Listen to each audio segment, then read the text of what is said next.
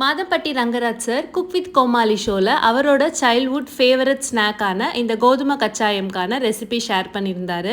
So அந்த கோதுமை கச்சாயம் வீட்டில் எப்படி ஈஸியாக பண்ணுறதுன்னு தான் இந்த வீடியோவில் நம்ம பார்க்க போகிறோம். வாங்க வீடியோக்குள்ளே போகலாம்.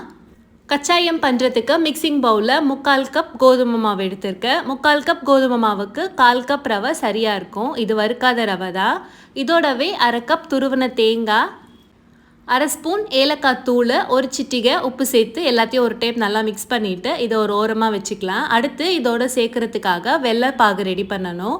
அதுக்கு 3/4 கப் வெல்லம், 1 கப் தண்ணி சேர்த்து வெல்லத்தை நல்லா கரைச்சிட்டு வந்துடுறேன்.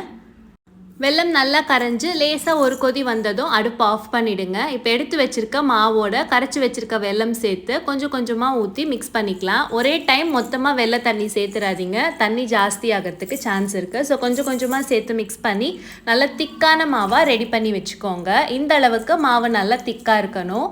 இப்போ இதை மூடி ஒரு 1/2 மணி நேரம் நல்லா ஊற வச்சு எடுத்துக்கலாம். மேக்ஸிமம் டைம் ஒரு 1/2 மணி நேரம் ஊற வைக்கணும். உங்களுக்கு அவ்வளோ டைம் இல்லை அப்படின்னா ஒரு 10 நிமிஷமாவது ஊற வச்சு எடுத்துக்கோங்க. முன்னாடி இருந்ததை விட இன்னும் கொஞ்சம் கூட மாவு திக்காகிருக்கு. இதுதான் கரெக்டான கன்சிஸ்டன்சி. இப்போ இதில் 1/4 ஸ்பூன் பேக்கிங் சோடா சேர்த்து மாவை நல்லா கலந்து எடுத்துட்டு நம்ம கச்சாயம் பொரிச்சு எடுத்துட வேண்டியதான். லாஸ்ட் வீடியோவில் மாதம்பட்டி ரங்கராஜ் சார் அவரோட க்ளவுட் கிச்சனில் ரொம்பவே ஃபேமஸாக இருக்கக்கூடிய சிறுவாணி சிக்கனுக்கான ரெசிபி ஷேர் பண்ணியிருந்தார். அதோட வீடியோக்கான லிங்க் மேலே கார்ட்ஸ்லேயும் என் ஸ்க்ரீன்லேயும் கொடுக்குறேன், தேவைப்படுறவங்க செக் பண்ணி பாருங்கள்.